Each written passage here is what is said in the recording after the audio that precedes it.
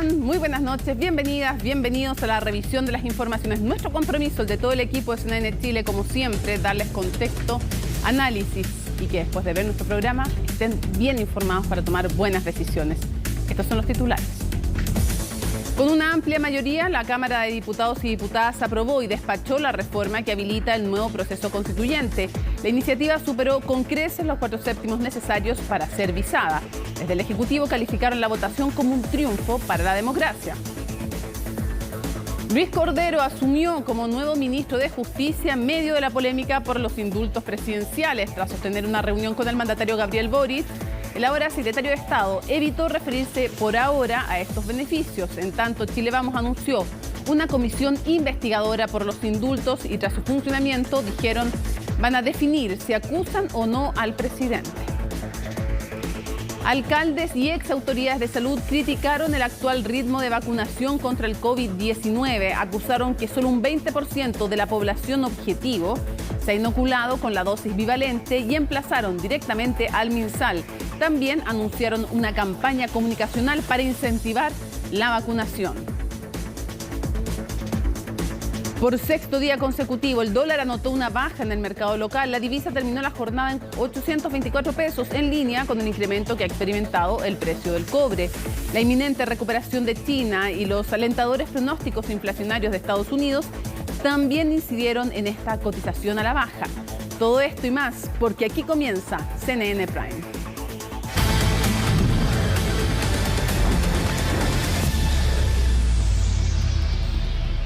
Se lo comentábamos en titulares, alcaldes de la región metropolitana y ex autoridades de salud criticaron la estrategia de vacunación contra el COVID y apuntaron a la baja inoculación de la dosis bivalente. Asimismo, acusaron una falta de comunicación de riesgo ante las nuevas variantes del virus. Todos los detalles en la nota de Ángela Raima.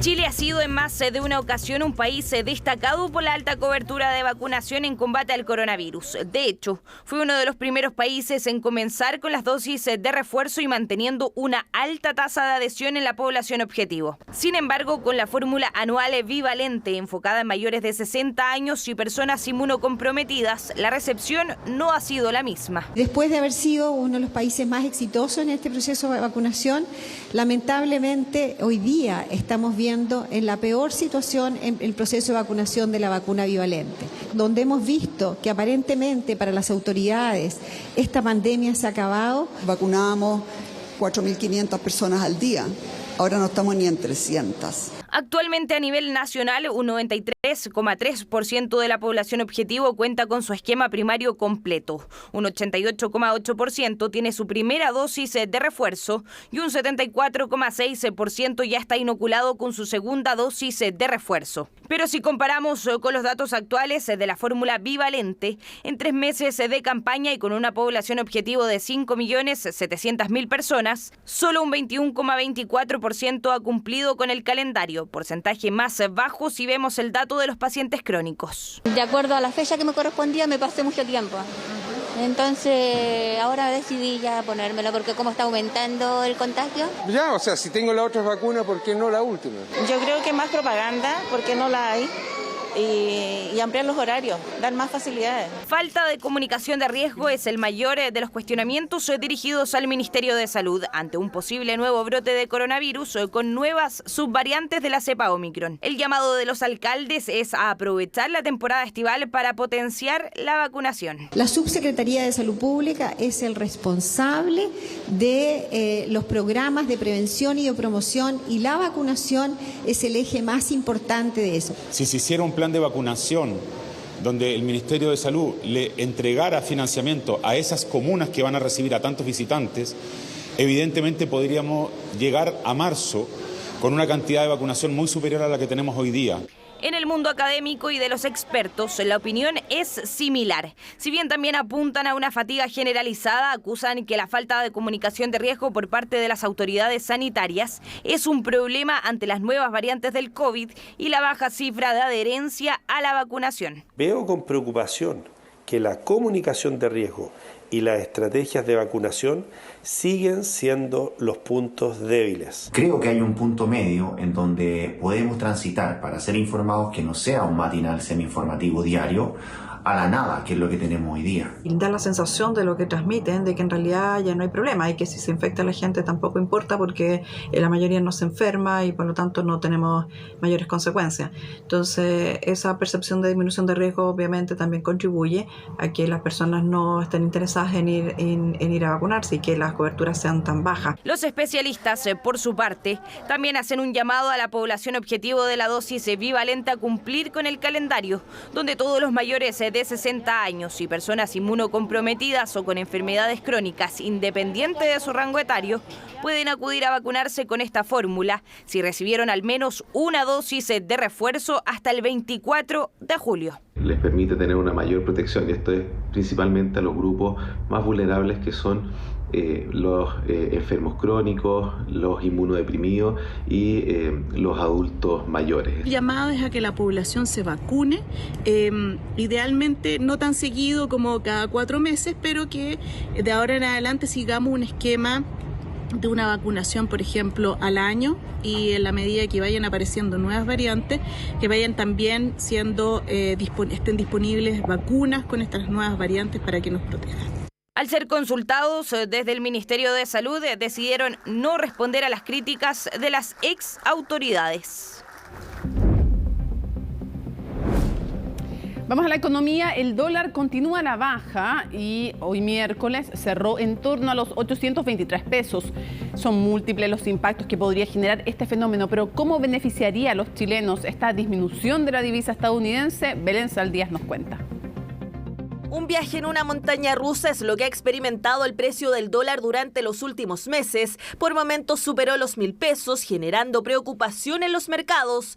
Este miércoles experimentó una importante baja. Cerró la jornada en torno a los 823 pesos. ¿A qué factores se debe este fenómeno? Por una parte tenemos el cobre, que viene subiendo a raíz de lo que está pasando en China, la reapertura de este mercado, mientras que por otra parte lo que está pasando en Estados Unidos. El mercado empieza a internalizar que la inflación se va a ralentizar. La Reserva Federal tiene más opciones para subir las tasas, pero de forma menos agresiva. Varios factores que inciden en el precio del dólar que también podrían impactar de forma positiva en el bolsillo de los consumidores, puesto que gran parte de los productos que se comercializan en el país son importados. El 70% de todos los productos que nosotros consumimos en nuestro país son importados y por lo tanto el precio de la importación, el elemento principal sin lugar a dudas, es el tipo de cambio. Por lo tanto, si bien es cierto no vamos a encontrar una caída abrupta en los precios de los productos que consumimos, al menos vamos a encontrar que gran parte de lo que nosotros compramos no van a haber subido los precios. Un respiro para el presupuesto de muchos, pero si llevamos este fenómeno a la práctica, ¿cuáles serían los productos donde podríamos ver reflejado la baja del precio del dólar? El 100% del petróleo se importa, por lo tanto, también a la medida que se esté comprando a un dólar más barato el litro de petróleo, vemos la buena noticia que baja también el precio de las bencinas, sus derivados. Influye muy fuertemente en todos los productos del rubro automotriz, principalmente porque son productos importados, como los accesorios, los neumáticos, las baterías, las plumillas. Si baja el tipo de cambio, podría haber una disminución en términos conjuntos con la competencia que haya por vender estos autos. Autos y bencinas por un lado, lo que podría significar un alivio sobre todo para este segundo ítem que ha visto fuertes alzas durante el último tiempo, pero no son los únicos, la variedad es mucha y los beneficios se pueden ver tanto en el corto como en el largo plazo. Hay precios que están en los alimentos donde sí se van a ver reflejados con mucho mayor rapidez que los precios que tengan relación, por ejemplo, con tecnología, con vestuario. Los productos que nosotros estamos comprando ahora en términos de vestuario y tecnología son productos que se compraron quizás hace 3 meses atrás con un dólar que estaba a 900 pesos. En cambio, los alimentos que se compran porque tienen una durabilidad mucho más corta, sí se va reflejado un poquitito más rápido. Y en esta temporada estival, ¿cómo esta baja podría incidir en los viajes y paquetes turísticos tan requeridos en vacaciones? Sin duda que esta baja sostenida del dólar tiene un impacto positivo en los precios de los viajes internacionales, sobre todo para aquellos que decidan comprar con anticipación, porque por un lado van a congelar el precio de su paquete a un dólar bajo y además se van a aprovechar del resto de beneficios que tiene reservar anticipadamente su viaje. Así las cosas, diversos beneficios que ya se están registrando y que continuarán para el bolsillo de los chilenos y chilenas, todo gracias a la baja sostenida en el precio de la divisa estadounidense. Bueno, el Senado aprobó y despachó a segundo trámite constitucional el proyecto de infraestructura crítica. Vamos a tomar contacto con Giselle Vergara, quien tiene toda la información. Giselle, ¿cómo estás? Buenas noches. Hola Mónica, ¿cómo estás? Buenas noches. Es una jornada donde el Senado aprueba de manera transversal, así lo señalaba también la ministra del Interior durante esta jornada, tal y como ocurrió ayer en la Comisión de Constitución, donde se despachó también por unanimidad este proyecto de infraestructura crítica a la sala del Senado. 47 votos en contra y 1 a favor. Con esto pasa a segundo trámite en la sala de la Cámara de Diputados durante la próxima semana. Es un proyecto de infraestructura crítica que hemos hablado en más de alguna ocasión, que se ha intentado sacar adelante, sacar a flote. El gobierno ha trabajado también en aquello y se ha trabajado también con los parlamentarios. ¿Por qué? Porque es la herramienta que hoy permite poder terminar con los estados de excepción, con estas prórrogas que conocemos cada 15 días en las zonas que así lo requieran, que requieran tener mayor seguridad. Un proyecto de infraestructura crítica que permite que mediante decreto el presidente de la República pueda solicitar que sean las Fuerzas Armadas quienes resguarden lo que sea considerado como una infraestructura crítica, que sea considerado de importancia del cuidado para el desarrollo también de las comunidades, servicios de agua, servicios de luz, establecimientos educacionales, centros de salud, centros educacionales. Van a quedar definidos por ley cuáles son los espacios definidos como infraestructura crítica y también por la capacidad que van a tener a través de este proyecto de infraestructura crítica de que las Fuerzas Armadas puedan resguardar las fronteras si así sea necesario.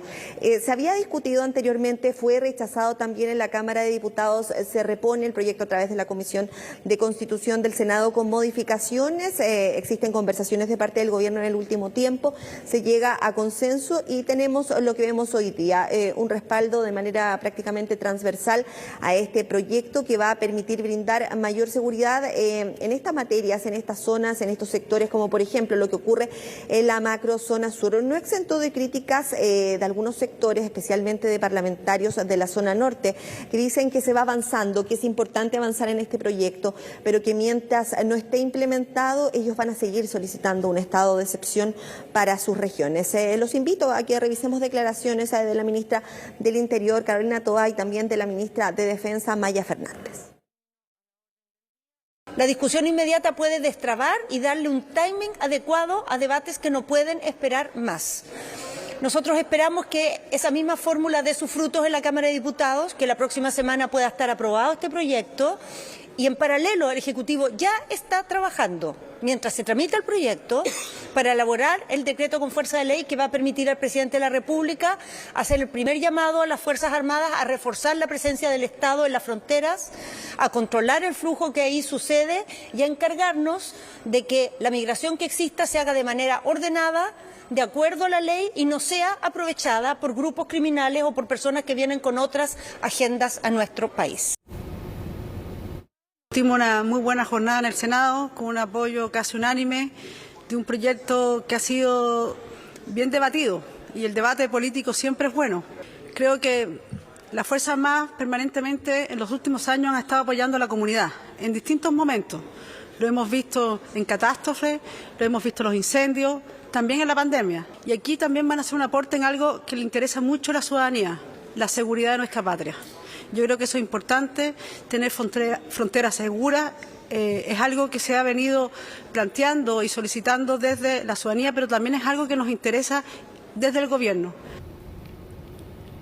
Sí, dar cuenta de un par de cosas. Este proyecto de infraestructura crítica va a permitir, no respecto de la macrozona sur, eliminar los estados de excepción. No tiene que ver con aquello, porque lo que tenía que ver con infraestructura crítica para la macrozona sur, para evitar decretar estados de excepción, es una discusión que se enredó, que no avanzó, y esta tiene que ver con infraestructura crítica para poder destinar, como conversábamos, al norte del país, en resguardo de frontera, personal militar. Y todo esto es además vía esta reforma constitucional que habilita que el presidente lo haga por decreto mientras, porque es una medida temporal, se redacta esa otra ley de infraestructura crítica que va a demorar bastante más. Eso va a ser una discusión más larga y esto da un respiro al norte del país, que se quería justamente que pudieran los militares ayudar al resguardo de la frontera sin tener que decretar un estado de excepción, que era lo que habían pedido parlamentarios de la zona, Giselle. Exactamente, y así lo señalaban ellos durante esta jornada. La senadora Ebesberger también estuvo conversando con nosotros y nos señalaba que, claro, se está avanzando. Ellas fueron parte de quienes permitieron que también se avanzara en este proyecto, pero lo cierto es que ellos también tienen claro que esto va a demorar, que hay un proceso que hay que seguir. El gobierno le pone suma urgencia a este proyecto de infraestructura crítica para que pueda avanzar rápidamente en el Congreso. Sabemos que estamos en una época del año donde los tiempos acá apremian, entonces la idea es poder sacarlo rápido durante este mes de enero para poder seguir avanzando, pero siguen insistiendo en esta necesidad de un estado de excepción paralelamente a lo que va a ocurrir con este decreto que pueda presentar el presidente de la República y que pueda permitir que las Fuerzas Armadas puedan resguardar, como también lo señalaba la ministra del Interior, Carolina Toá, las fronteras para poder hacer una migración, trabajar en una migración ordenada, una migración segura y que evitar que bandas criminales puedan ingresar por estos pasos a nuestro país, y como también lo señalaba la ministra de Defensa, Maya Fernández, la importancia de brindar seguridad, que es uno de los temas más importantes para la población hoy en día. Y otro de los temas que también señalaba la ministra de Defensa, Maya Fernández, y que también fue parte de los argumentos al interior de la sala del Senado, es esta forma de que las Fuerzas Armadas puedan participar en un rol activo, entregando seguridad, como ella lo señalaba también, se han visto en emergencias, se han visto durante la pandemia, y parlamentarios también valoraban esta medida, que puedan verse participando de otros roles, resguardando infraestructura crítica, resguardando las fronteras, y que sean bien utilizadas sus labores ya estando en el año 2023. Al respecto de la aprobación del proyecto, de lo que viene y lo que se espera, también tenemos declaraciones del senador Iván Flores con respecto a ello. Pasemos a revisar. Lo que hemos aprobado en el proyecto de protección de infraestructura crítica es relevante, es distinto a lo que rechazamos hace algún tiempo atrás. Tenemos la posibilidad de rápidamente entregarle atribuciones especiales al presidente de la República para que pueda efectivamente proteger no solamente la infraestructura crítica, sino que además nuestras fronteras. Mucho ha pasado a través de la frontera. No solamente son gente que está buscando un mejor futuro, también ha entrado delincuencia, también ha entrado crimen organizado, también ha entrado narcotráfico. Sí, lo señalábamos al comienzo de este despacho, es un proyecto que reingresó a la Comisión de Constitución del Senado, mejorado con estos puntos y también con este punto bien importante que tiene que ver con el resguardo de las fronteras a través de las Fuerzas Armadas. Se va a decretar por ley cuáles van a ser los sectores considerados como infraestructura crítica. Se va a continuar el trámite durante la próxima semana en la Cámara de Diputados, así que vamos a ver qué es lo que ocurre del otro lado con respecto a este proyecto, que al menos acá en el Senado tuvo un apoyo transversal durante esta jornada, y esto ya estaba claro desde la jornada de ayer, cuando también de manera unánime se aprobó en la Comisión de Constitución, Mónica.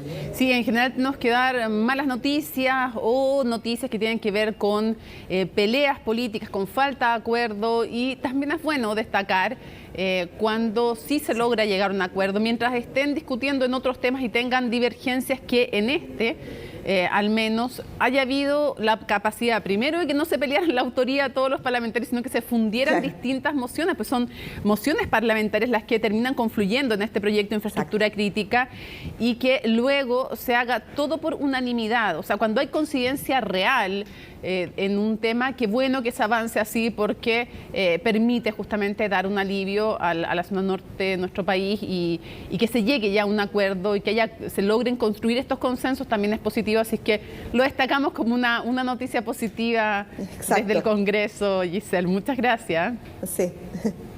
Buenas noches. Bueno, y con 8 votos en contra, 2 a favor y 2 abstenciones, la Comisión de Constitución rechazó la idea de legislar los proyectos que buscan un autopréstamo previsional. Pero con esto continúa la tramitación, es un informe en el fondo, una opinión de la Comisión de Constitución, porque no es vinculante. Los detalles en el informe de Macarena Román. Tras la movida sesión de la sala durante la mañana, los diputados rápidamente vaciaron el lugar para comenzar la discusión de algunas comisiones.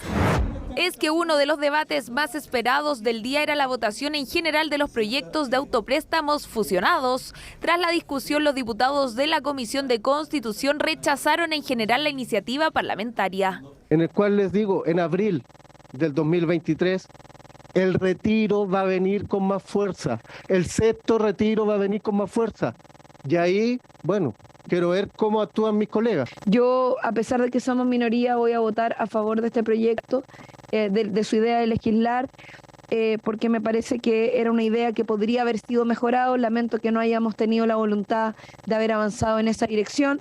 En concreto, la Comisión de Constitución rechazó los proyectos ingresados por parlamentarios. Uno que propone que todos los afiliados puedan sacar el 100%, mientras que el otro prioriza a los trabajadores activos, quienes podrían retirar hasta el 15% de sus ahorros sin tope. Todas iniciativas que han sido criticadas por el gobierno. Los autopréstamos, que en la práctica son retiros, la verdad es que causan muchísimo más daño que beneficio. Es que desde la moneda buscan que se pueda retirar el 5% de los fondos individuales con tope de 30 UF y solo para trabajadores activos, una medida integrada dentro de su proyecto de reforma previsional. La pregunta que uno le hace al Ejecutivo es por qué este proyecto con efecto catastrófico pasa a no ser tan malo en la Comisión del Trabajo cuando va amarrado a la reforma de pensiones. La reforma previsional, entre otras cosas, plantea un autopréstamo en el marco de ¿qué? De un aporte adicional del empleador del 6%, en el marco de un aumento de la PGU si es que se ha aprobado la reforma tributaria. Según la Superintendencia de Pensiones y tomando en consideración el proyecto que permitiría el retiro del 15% de los fondos, 3,3 millones de afiliados quedarían sin saldo para su vejez, siendo las más perjudicadas las mujeres. Si esto se suma a quienes ya no tienen ahorros por los retiros de las AFP, la cantidad de personas sin recursos llegaría a 5 millones. Por un lado, la gente necesita la plata, estamos con mucha inflación, están los precios altos, hay poca liquidez, pero por otro lado también entiendo que con todos los retiros que ya han habido, esto genera un detrimento a futuro. No, bastante bien. O sea, me refiero a que la gente quiere plata en este momento. O sea, hay un impacto y la gente se queda sin plata. La idea es que la gente tenga su plata para las pensiones. Según expertos, un autopréstamo despreciaría más la moneda nacional e impactaría en el mercado de capitales, todo considerando además que Chile terminó el 2022 con una inflación de 12,8%, la más alta en 30 años. Ninguno de estos tres proyectos sería beneficioso porque todos son inflacionarios, todos implican más dinero en circulación en la economía, que es justamente lo que el Banco Central trata de contrarrestar con esta alza de tasas de interés. A mi modo de ver, el problema es más como la visión en cuanto al uso de recursos que se van a utilizar, que son para ahorro previsional, que se van a utilizar como autopréstamo de caja para las personas. Lo cierto es que continuará la tramitación de la fusión de los proyectos de autopréstamo en la Cámara de Diputados, pero con resultado negativo de la comisión, en tanto la idea del gobierno está siendo legislada junto a la reforma previsional. Pregunta, ¿cuáles son las frutas y verduras de temporada más económicas? ¿Podría seguir bajando el precio, por ejemplo, de ese tan rico choclo pastelero? ¿O cómo va la temporada de frutillas y cerezas? Sí, cerezas que más encima además estamos vendiendo tanto a China que de repente tan cara la cereza acá. Pues bueno, todas estas preguntas las responde María Luisa Carrión.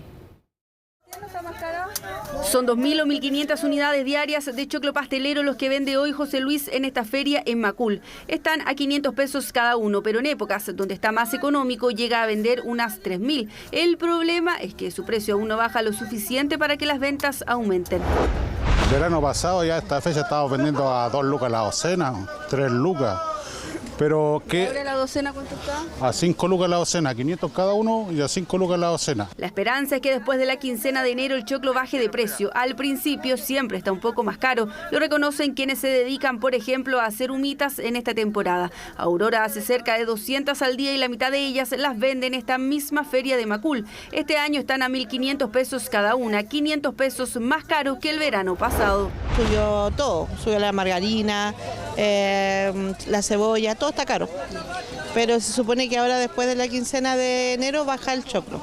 Incluso en otros sectores las venden a 2.000 pesos cada una. El temor también para algunos es que la calidad del choclo pueda bajar conforme avance la temporada y entremos de lleno a febrero. Aurora, por ejemplo, comenzó comprando el choclo a 900 pesos en Lo Valledor y hoy lo hace a 400. Cambios que también notan quienes compran para producciones caseras. Ahora está un poquito más barato. Sí. Estuvo? Estuvo a 1.000 pesos cada uno. Y ahora está a 500 pesos, pero bonitos, que es calidad. Eso es lo que busca uno también, calidad. Claro, todo está, güey, es que todo está caro, pues. Y ahora hace menos. Hago menos, pues. Desde todo uno tiene que más medirse, digamos.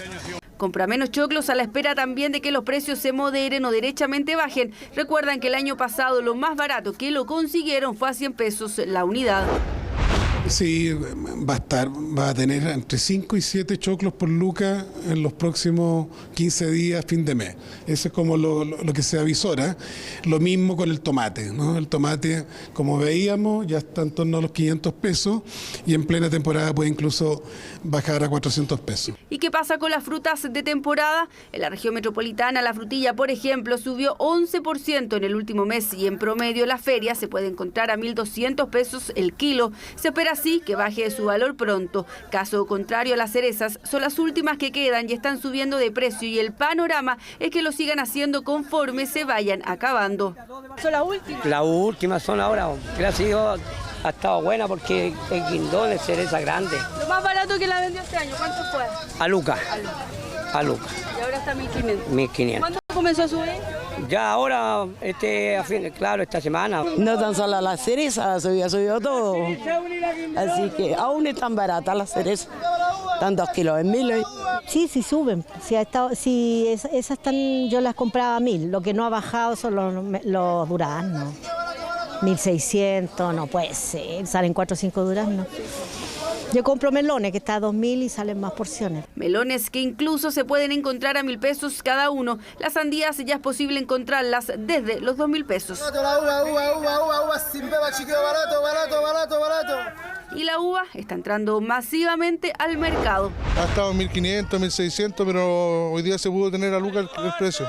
¿Podría seguir bajando? Esperamos eso. Después de la quincena de enero también pronostican que los precios de la uva vayan bajando. La recomendación, como siempre, es comprar frutas y verduras de temporada que son más económicas, hacerlo en ferias libres que son más baratas y cotizar precio y también calidad.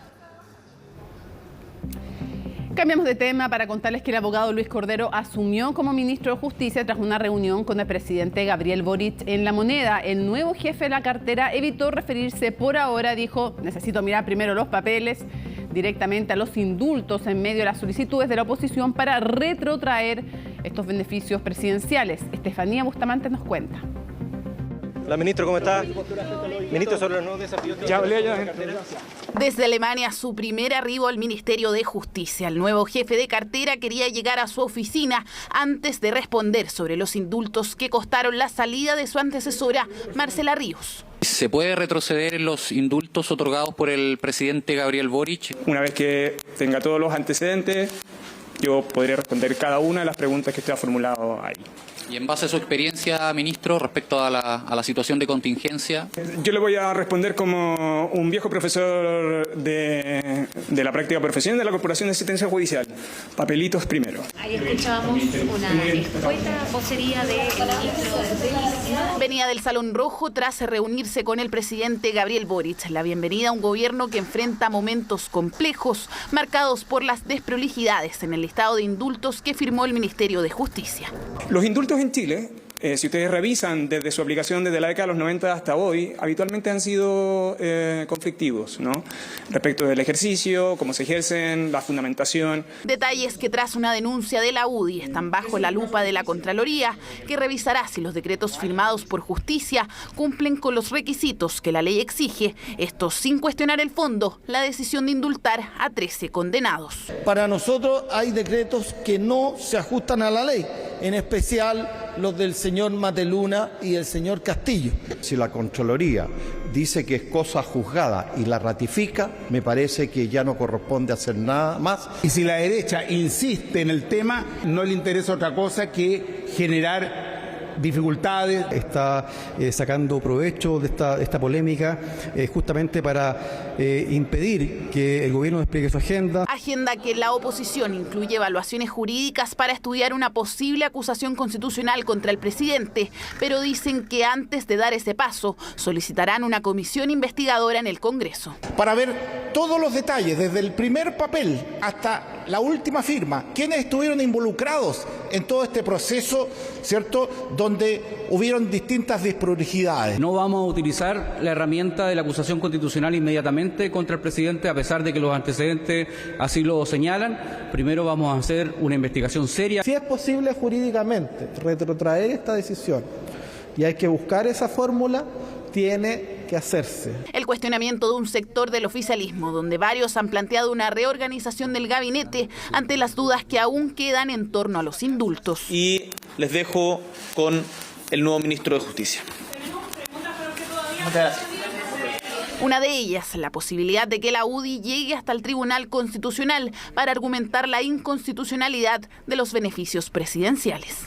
En este acto de indultar a delincuentes y a terroristas no hay desprolijidades, sino lo que hay irregularidades.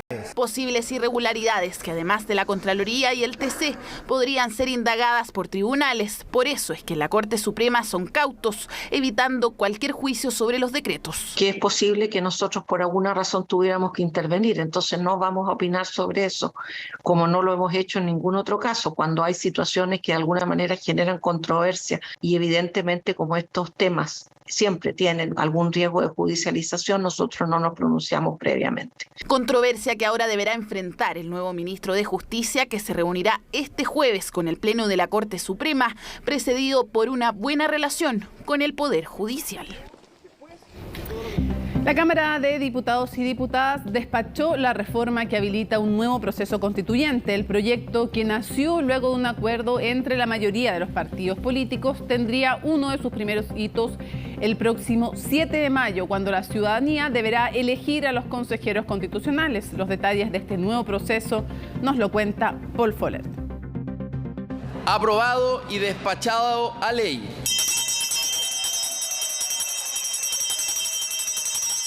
Terminaban así 3 meses de conversaciones y 21 días de tramitación. El acuerdo de la mayoría de los partidos políticos para facilitar un nuevo proceso constituyente vía reforma fue despachado a ley.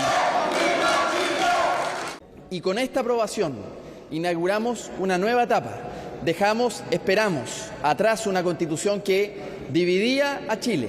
Esto que ha ocurrido hoy día en el Parlamento, en la Cámara de Diputados, es considerado un triunfo de la democracia, un triunfo del acuerdo, un triunfo de la conversación política. Un triunfo que no estuvo exento de dificultades. La noche anterior a la votación de la sala, los integrantes de la Comisión de Constitución terminaban casi a medianoche la votación de las más de 350 indicaciones para cambiar el proyecto. Ninguna fue aprobada. Chile Vamos y la izquierda se han puesto de acuerdo para priorizar, para generar debates extensos hasta última hora para cosas que no son prioridad para casi ningún chileno. Y que hay fuerzas políticas en este Parlamento que han hecho todo lo posible por obstruir el avance de la democracia. Así el proyecto llegó a su paso final. El hemiciclo de la Cámara fue el escenario donde los parlamentarios entregaron sus últimas posturas sobre el acuerdo por un nuevo proceso. Este proceso, el que estamos discutiendo hoy, no da garantías de avanzar en las demandas populares. Y les quiero decir que este acuerdo tampoco es el acuerdo que a nosotros nos hubiese gustado elaborar, pero que estamos haciendo política y la política requiere del diálogo con diferentes. Es un traje a la medida,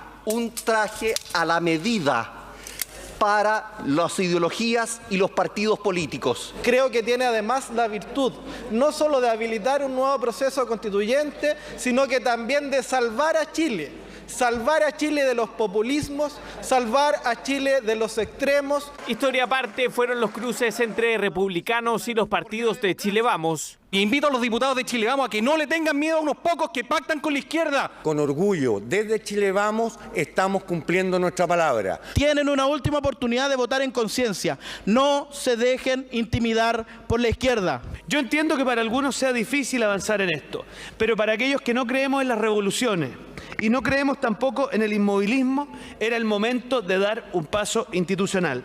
Terminado el debate, era tiempo de la votación. El resultado fue contundente. Aprobado y despachado a ley.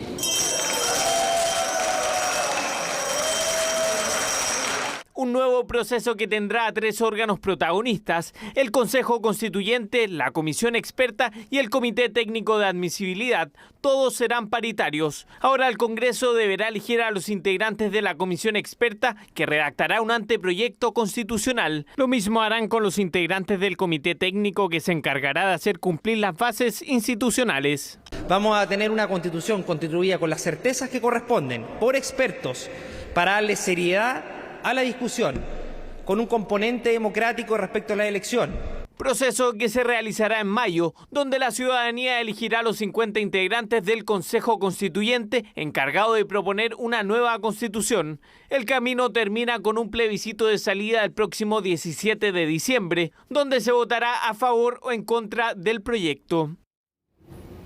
Seguimos avanzando para contarles que el año 2022 tuvo una baja en su productividad de hasta 3,6%, pero esas cifras tienen que ser analizadas, dicen algunos expertos, con harta atención. Así lo advirtió además la Comisión Nacional de Evaluación y Productividad, un organismo que puso el acento en la exigente base de comparación que dejó el 2021. Incluso aseguraron que su informe anual debe ponerse en contexto, ya que aborda el periodo pandémico y el inicio de la reactivación tras el levantamiento de las cuarentenas. De todo ello reportó Belén Vázquez. Si miramos las cifras de 2022, efectivamente fuimos menos productivos que el año anterior, pero los datos hay que ponerlos en contexto. Chile hace más de una década tiene bajos crecimientos de productividad y además el periodo 2020-2022 fue uno particularmente anómalo. Debido a la anomalía del periodo que estamos considerando reciente, que es la pandemia, 3 años, 2020-2022, las fluctuaciones que hemos observado son fluctuaciones que si yo las hubiese visto el año 2019, sin entender que venía una pandemia, me habrían sorprendido mucho. Por la magnitud de las mismas, sube mucho, baja mucho. El dato duro da cuenta que el año pasado tuvo una caída de entre 3,4 y 3,6% en la productividad de la economía en su conjunto y de entre 2,1 y 2,4% si dejamos fuera del análisis a la minería. Números que muestran una normalización de la tendencia chilena que, según mediciones de la comisión a cargo, desde el año 2000 en adelante, solo ha aportado 0,1% al crecimiento del PIB. El crecimiento de la productividad es nulo.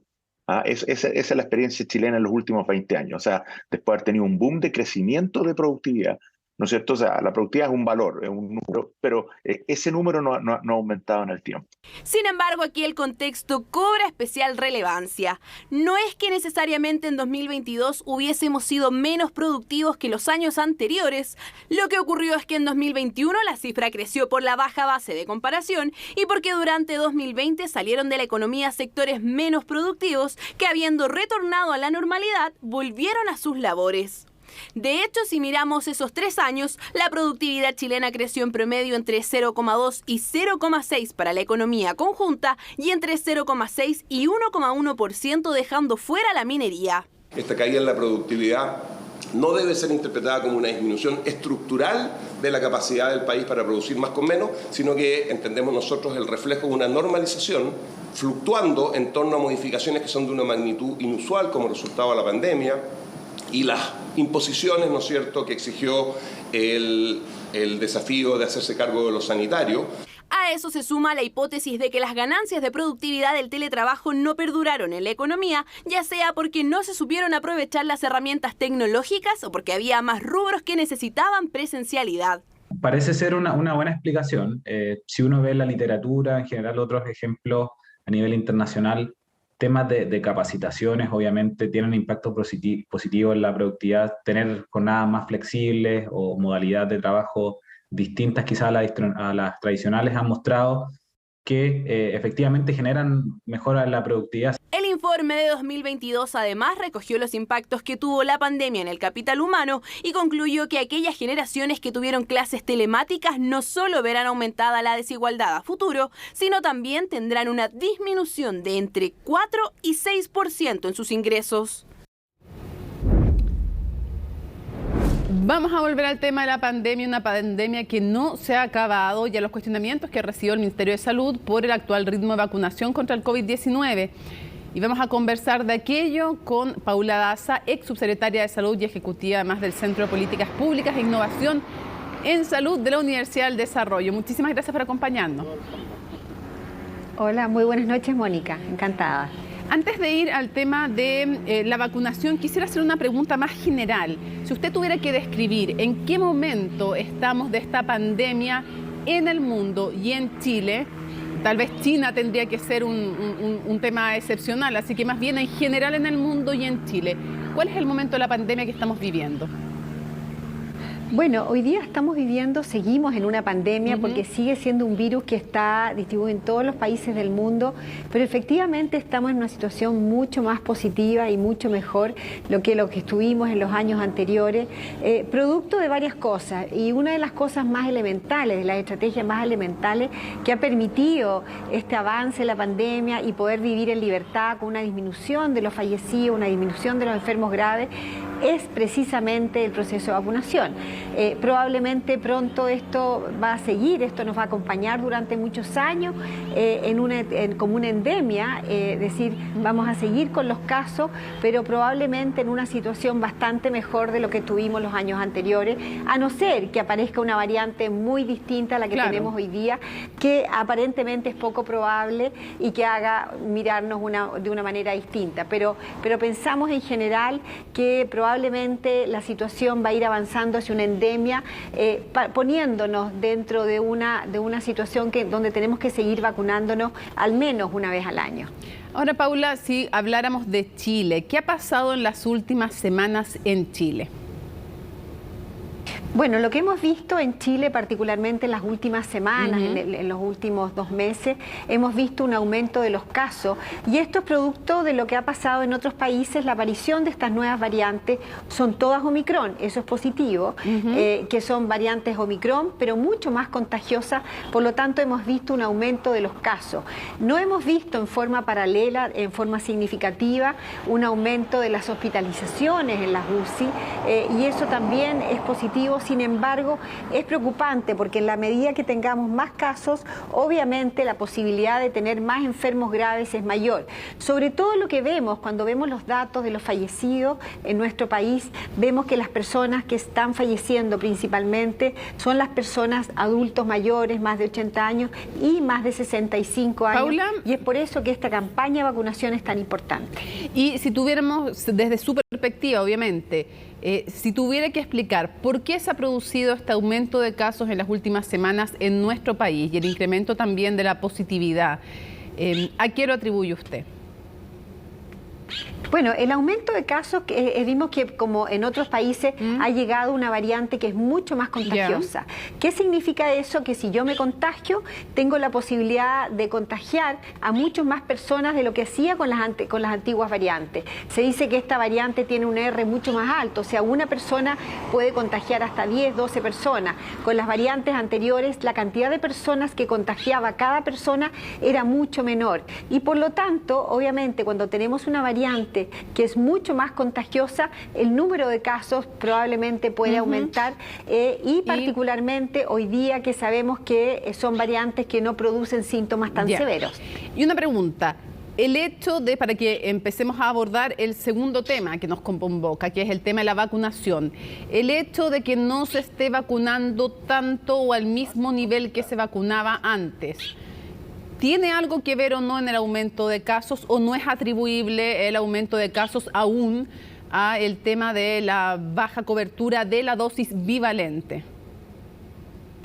Lo que nosotros vemos es que probablemente la baja cobertura de vacunación está relacionada con una baja percepción de riesgo. Es decir, a pesar de que hay una vacuna bivalente, donde las personas debieran vacunarse, los de más de 60 años, enfermos crónicos, inmunocomprometidos, personal de salud, a pesar que no hemos vacunado. ¿Y por qué? Porque creemos que desde el Ministerio de Salud no han comunicado de una manera tan efectiva, mostrando que es fundamental y es esencial que las personas de este grupo de riesgo se vacunen. Estamos hablando de campañas de vacunación, campañas de comunicación de riesgo, Paula, que finalmente inciden en las conductas de las personas. Sí, pero usted me está respondiendo ahí cuáles son las razones por las cuales usted cree que está habiendo poca gente que se vaya a vacunar. Pero yo le hacía una pregunta previa a aquello, que es: ¿el aumento de casos en las últimas semanas en nuestro país tiene algo que ver con la baja cobertura de la dosis bivalente, de la llamada quinta dosis,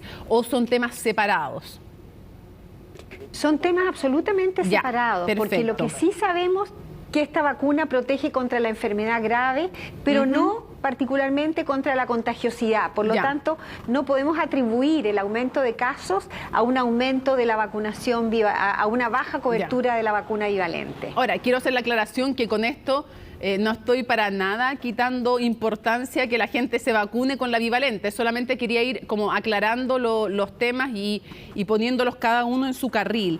¿Cómo califica usted la gestión del Ministerio de Salud, no solo respecto del tema de la vacunación, al cual también vamos a volver, sino que en general respecto del COVID? ¿Cuál es su opinión respecto de la gestión del Ministerio? Usted fue bien criticada también al ministro París en su momento. ¿Cuál es la opinión que usted tiene de cómo se ha gestionado no solo la vacunación, sino que el tema COVID en general en este gobierno?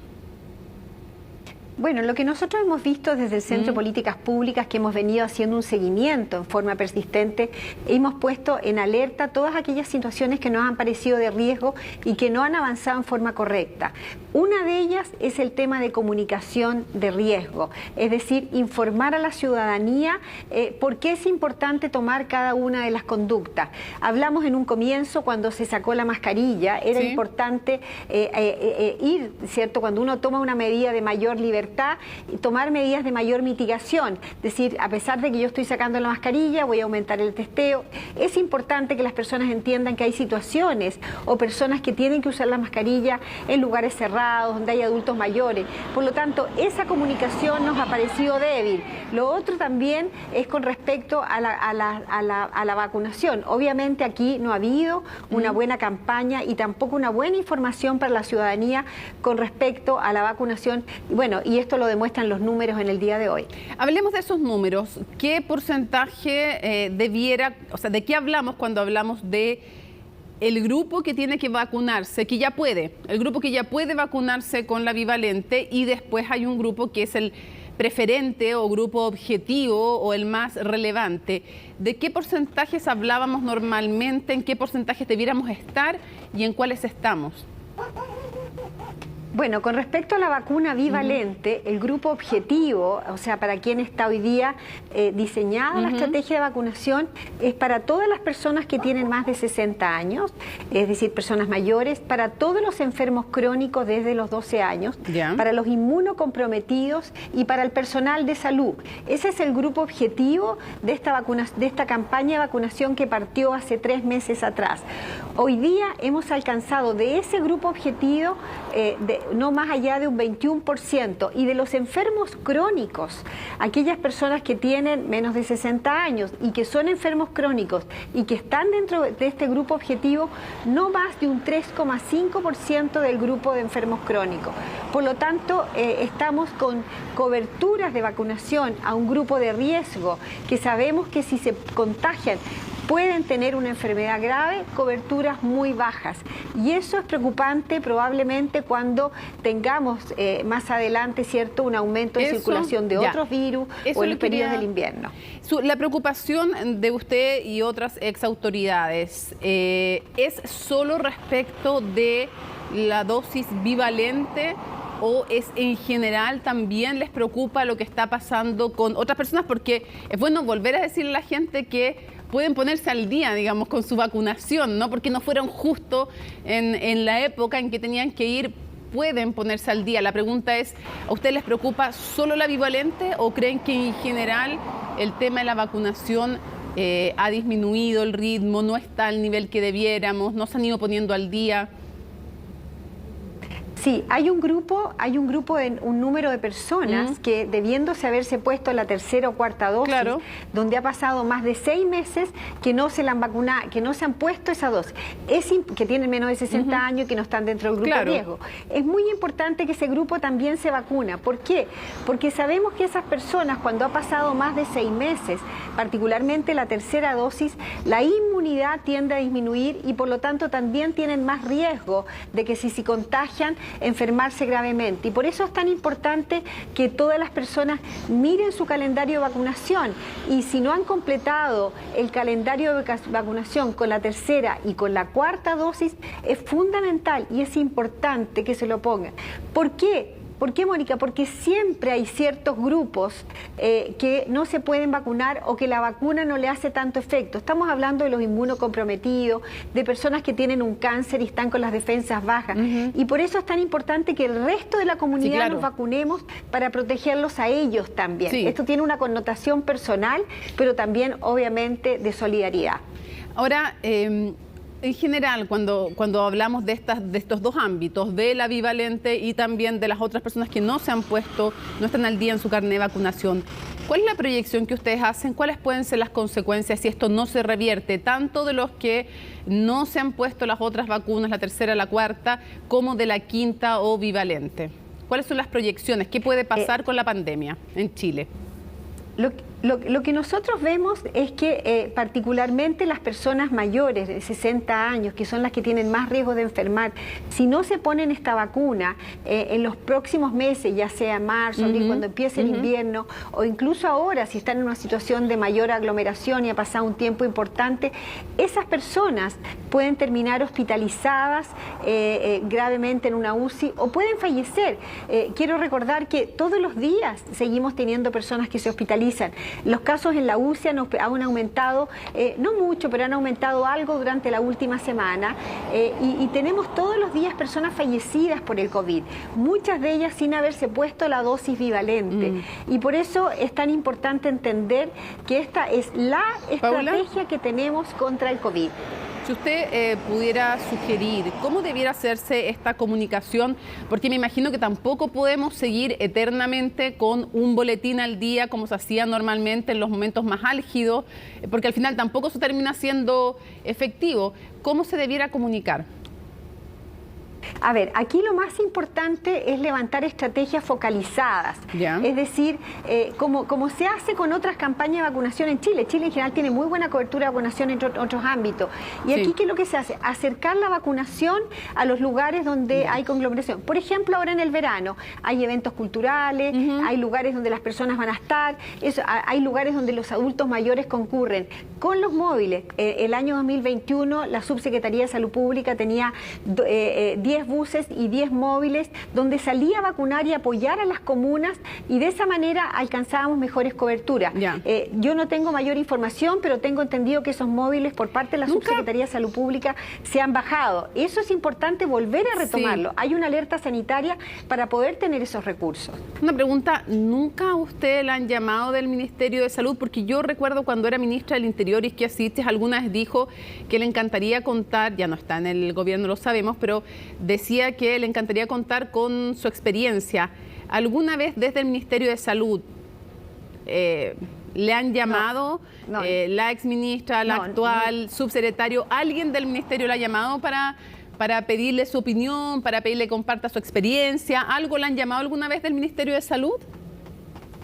No, nunca me han llamado Nunca. particularmente por esto. Nosotros fuimos hace unas semanas atrás, le pedimos una audiencia a la ministra por otro tema, que es el tema de los medicamentos, pero particularmente por la pandemia nunca he sido localizada por el ministerio y estoy por supuesto que dispuesta a apoyar en un tema tan importante para las personas. Lo que sí, que por eso hoy día algunos alcaldes, ¿cierto?, de Providencia y de Puente Alto nos pidieron a mí y al centro poder colaborar con ellos para cuáles son las estrategias que hay que poner para aumentar esa cobertura de vacunación en esos lugares. Quiero llevarla, antes de que se acabe el tiempo, a dos preguntas no estrictamente relacionadas, es más, no relacionadas con este tema, pero antes, usted dijo que la Subsecretaría de Salud Pública había tenido una pobre gestión. ¿Mantiene sus palabras? Yo dije que había tenido sí un pobre rendimiento en relación particularmente a lo que se refiere a la estrategia de vacunación y particularmente a lo que le concierne a la Subsecretaría de Salud Pública, que es la prevención, la promoción y la vacunación. Y por eso que es tan importante fortalecer estas estrategias. Esperamos de verdad que prontamente, ojalá esta semana, tenemos una alerta sanitaria para poder tener los recursos, levanten una estrategia en relación a la vacuna bivalente para alcanzar, ojalá ese 80% que hemos tenido siempre en nuestro país. Porque quiero ser súper precisa, sus palabras entre comillas, hemos visto una pobre actuación de parte de la Subsecretaría de Salud Pública. Digo, yo no inventé las palabras, son sus declaraciones. Sí, probablemente yo dije actuación, sí, yo encuentro que ha sido una pobre actuación de parte de la subsecretaría, particularmente en relación a este tema, que es tan importante. O sea, lo mantiene. Sí, absolutamente. Usted hoy día estuvo con la alcaldesa Matei, quiero sacarla del tema del tema de la pandemia. Usted en la época de la campaña presidencial estuvo trabajando codo a codo con Evelyn Matei, haciendo campaña por José Antonio Kast, y hoy día Evelyn Matei aparece en algunas encuestas como muy bien evaluada. ¿Qué le parece a usted que trabajó ahí codo a codo con ella en algún momento, no siendo ella claramente la candidata, pero qué le parece que esté bien evaluada? ¿A usted le ve proyección? ¿Le gustaría verla de candidata? ¿Cómo ve eso? Bueno, primero que nada, ella está enfocada absolutamente en trabajar en la Municipalidad de Providencia. Yo creo que falta mucho tiempo para pensar pero igual en yo una le pregunto qué le parece presidencial. usted.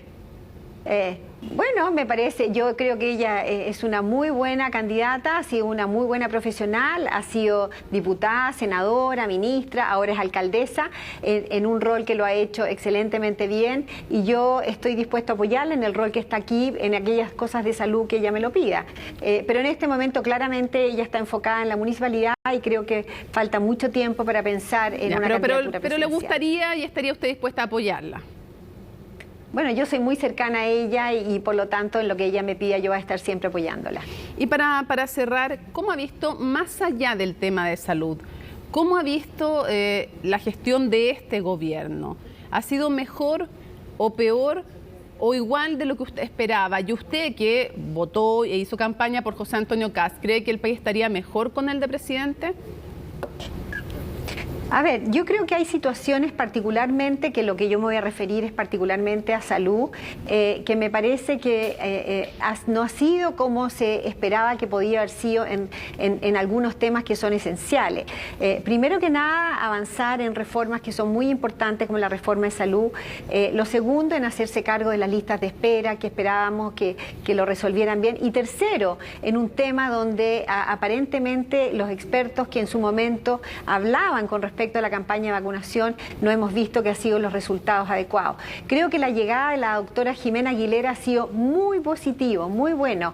Ella tiene una mirada del punto de vista de salud pública muy clara, entiende los problemas de salud pública y por lo tanto creo que ella lleva poco tiempo, creo que probablemente con la llegada de ella al Ministerio de Salud la situación va a cambiar para mejor, porque ella es una persona que entiende los problemas y claramente su objetivo es mejorar la salud de las personas. Ya, y no me patee el último para el córner, pues usted que hizo campaña por José Antonio Kast.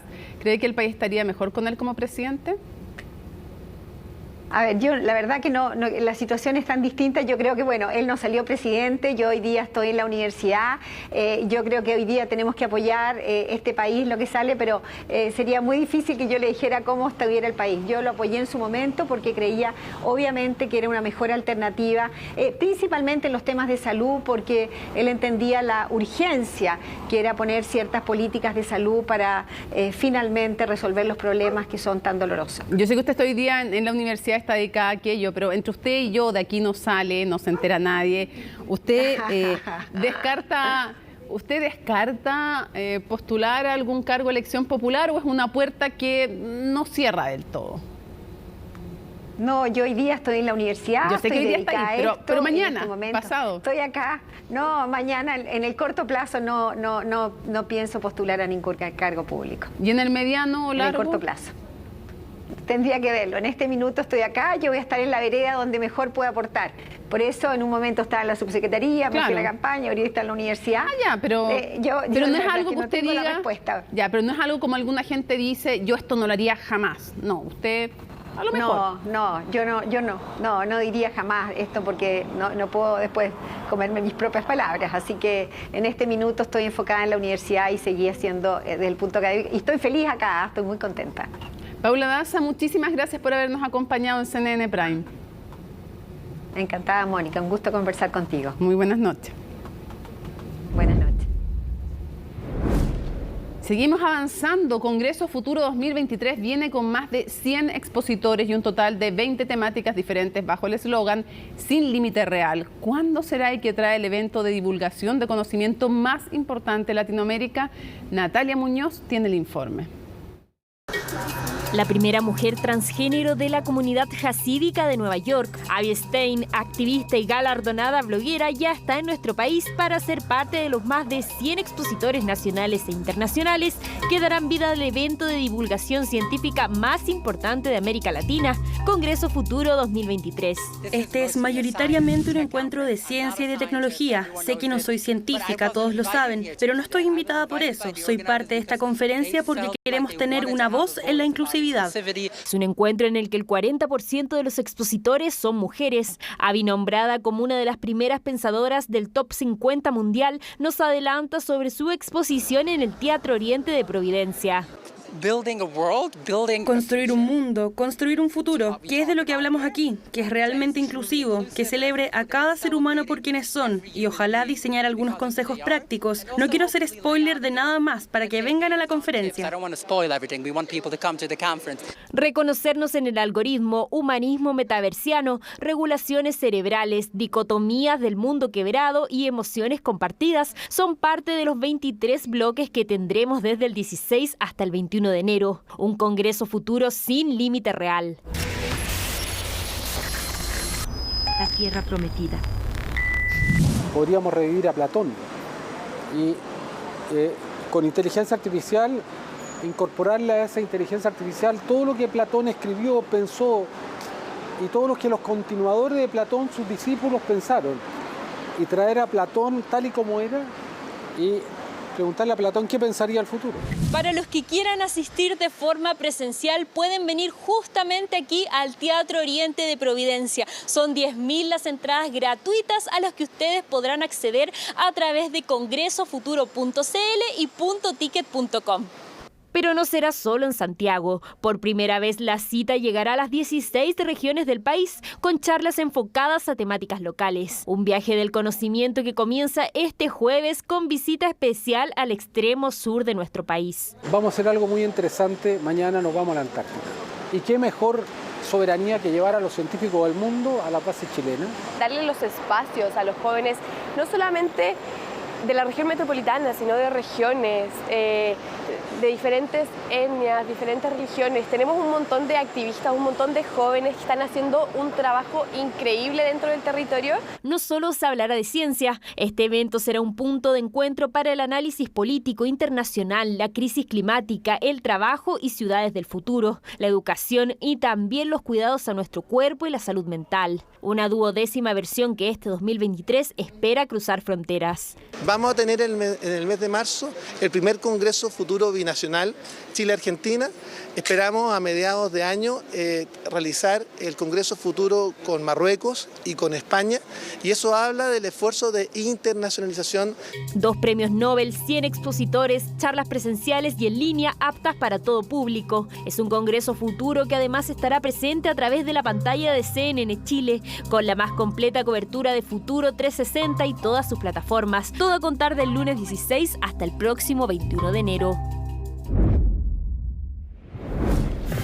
Estamos listos para revisar las noticias internacionales junto al editor del área, Mario Regá. ¿Cómo estás, Mario? ¿Cómo te va, Mónica? Vamos a partir en Estados Unidos, que vivió una jornada caótica en lo que tiene que ver con los vuelos aéreos. Ocurrió una falla informática en un sistema que es clave, Mónica, que permite, obviamente, a los pilotos que sean advertidos de posibles problemas en las rutas. Bueno, se cae este programa. Es impresionante. Sí. Esa imagen, como con... No es como que sean los vuelos en un año, es en el día, en minutos. Fueron 5 horas. No, 5 horas en que... Pues digo, pero cuando uno ve ese mapita, son los vuelos del momento. Impresionante. O sea, total, hoy día fueron 9.000 los vuelos afectados y 1.500 ya los derechamente cancelados. Ya la situación está volviendo a la normalidad. Como te decía, fueron 5 horas, pero habían pasajeros que tuvieron que permanecer al interior del avión por 3 horas, Mónica. Muchos de ellos fueron avisados cuando ya estaban instalados arriba del avión, cuando la agencia, la Federación Aeronáutica de Estados Unidos, finalmente anuncia este problema y determina entonces que ningún vuelo puede salir entonces de ningún aeropuerto de todo Estados Unidos. Ya, como te decía, esta falla fue solucionada. Ha descartado por ahora la Casa Blanca de que esto se trate de un ataque informático. Sin embargo, eso todavía es muy temprano porque se está desarrollando una investigación que va a tener finalmente a concluir qué pasó finalmente con estos vuelos.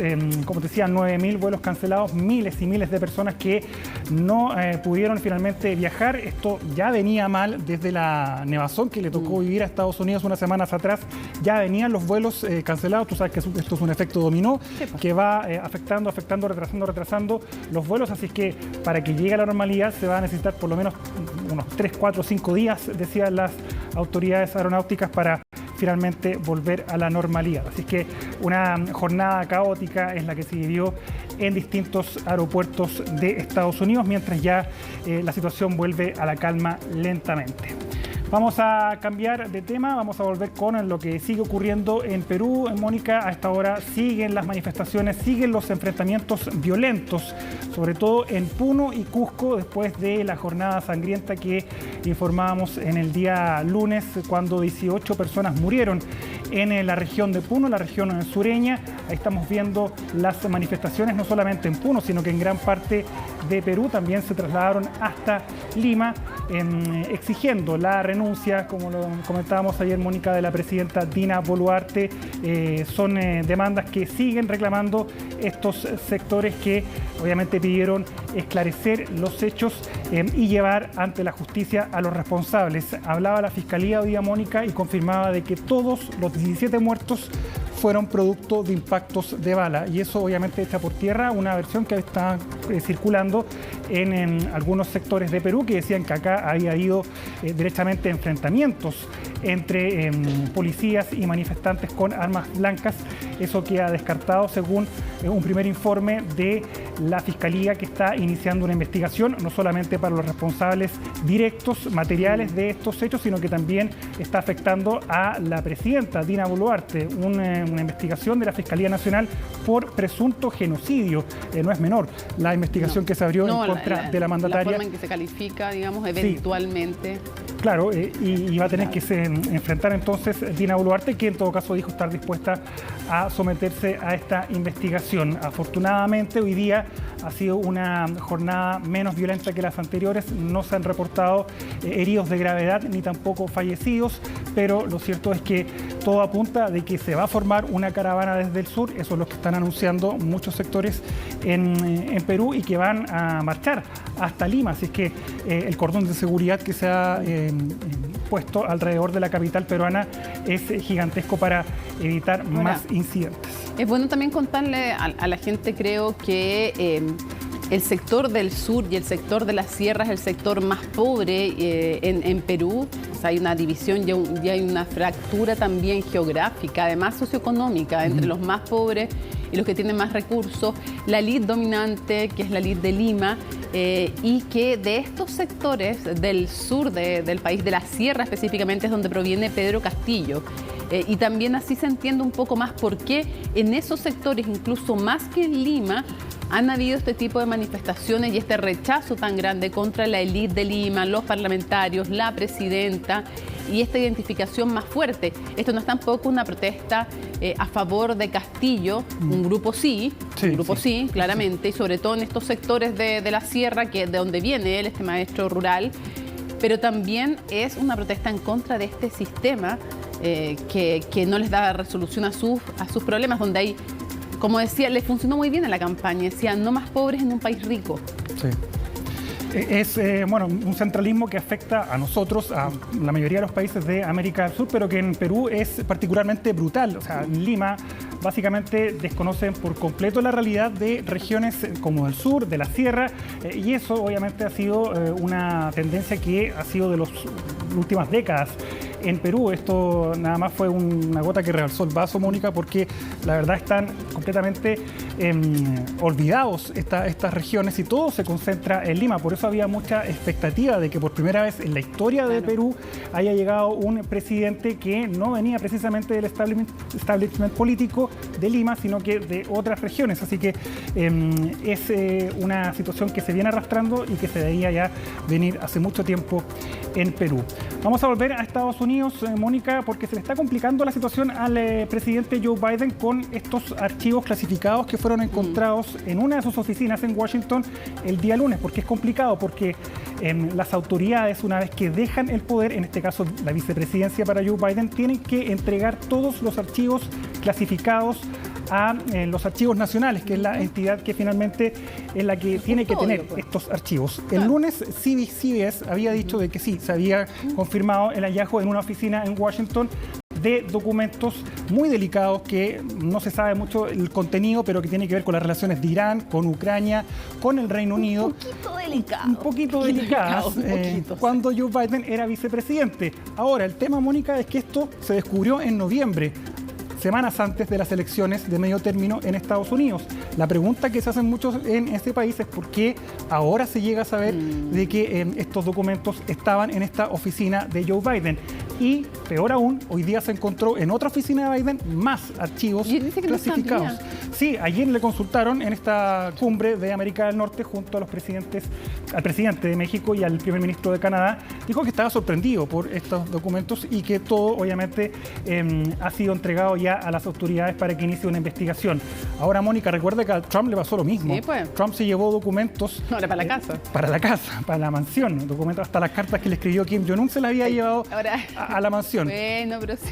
Claro. Eran amigos. Y muchos republicanos están tomando ese hecho y comparándolo. Claro, a lo mejor no es comparación. Ahora, yo encuentro que llevártelos para la casa no es lo mismo que tenerlos en tu oficina, es cierto, pero igual tiene que responder políticamente, porque el punto es que no los entrega quien tiene que entregarlos. No puede decidir dónde los deja. Y ahí está el punto. En la Cámara de Representantes la maneja hoy día los republicanos y como están los ánimos caldeados políticamente en Estados Unidos, no se descarta que se inicie acá un proceso, una investigación interna de la Cámara de Representantes para ver cuál fue la responsabilidad del actual presidente Joe Biden en olvidar y no entregar finalmente estos documentos que son muy clasificados, muy delicados y que incluso es un delito que tiene que ver con poner en riesgo la seguridad nacional del país, que es no menor en Estados Unidos. Así que esto podría golpear obviamente la popularidad de Biden y peor aún, aprovechar obviamente los políticos republicanos que están en la Cámara de Representantes, que manejan la Cámara Baja, iniciar un eventual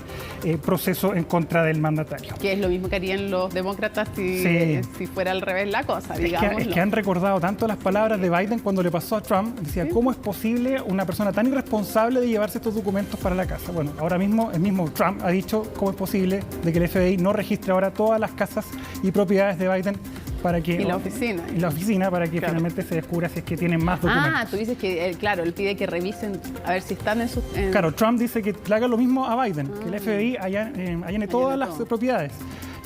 Para que finalmente se determine si es que hay más documentos. Ya, o sea que el hecho que... Tú sabes cómo Trump también. Sí, bueno, pero probablemente lo dirían muchos demócratas también si fuera al revés la cosa. No te iba a decir yo que el hecho que esté Bolsonaro en Estados Unidos es la preocupación número 4.525 entonces para Biden. No se va a meter en ese problema. No es tema. Así que además confiamos que Bolsonaro dijo que iba a volver pronto a Brasil, así que no hay problema en eso. Mónica, vamos a ver una imagen impresionante de un esquiador que logró sobrevivir a una avalancha. Veamos el ambiente y lo comentamos.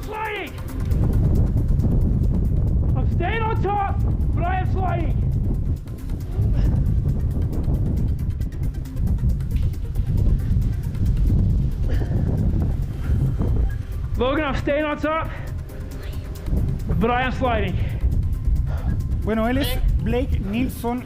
Mónica, le estaba esquiando en las montañas de Utah cuando se desprende obviamente una masa de nieve y comienza entonces esta avalancha. Estaba fuera de pista, claramente él está esquiando fuera de pista, esto no es esquí en pista. Es un snowboarder que es muy reconocido en Estados Unidos y bueno, puede que no se vea tan peligroso ahí, pero él estuvo obviamente con los brazos tratando de mantenerse a flote. Como de surfear la avalancha. Claro, finalmente no tratar de hundirse porque eso finalmente es lo fatídico. Estaríamos contando otra historia, pero logró finalmente usar obviamente toda su experiencia y evitar entonces que esta masa, este monstruo de nieve lo arrastrara y finalmente lo sepultaran. Fueron más de 100 metros en los que estuvo ahí tratando de no hundirse y es obviamente una situación que dijo no la cuenta dos veces y el peligro obviamente de la montaña en este tipo de deportes. Así que no la cuenta dos veces Blake Nilsson, que ocupó entonces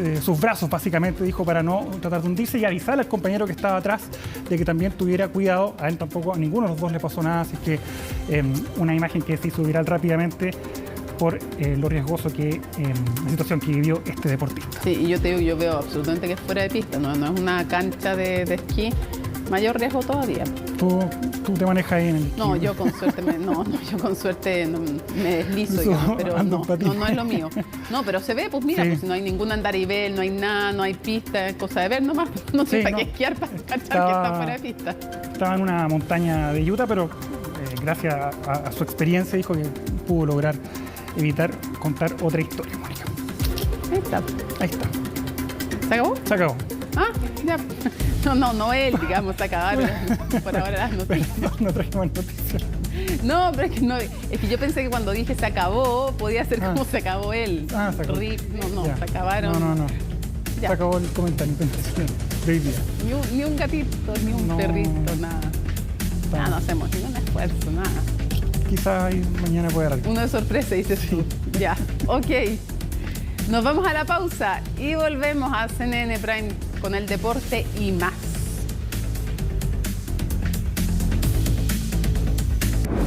Ya, fin a CNN Prime. Por hoy día viene CNN Tiempo y después nos reencontramos como cada miércoles con análisis internacional en horario Prime. Hoy vamos a conversar de la crisis de Brasil, pero no solo de la crisis de Brasil, sino de las crisis de las democracias y no solo en este continente. Así es que nos vamos, los dejamos con CNN Tiempo y nos reencontramos en Conexión Global en vivo y en directo. Miércoles 11 de enero. Así estuvo nuestro país y el mundo. Somos CNN Chile. Buenas noches.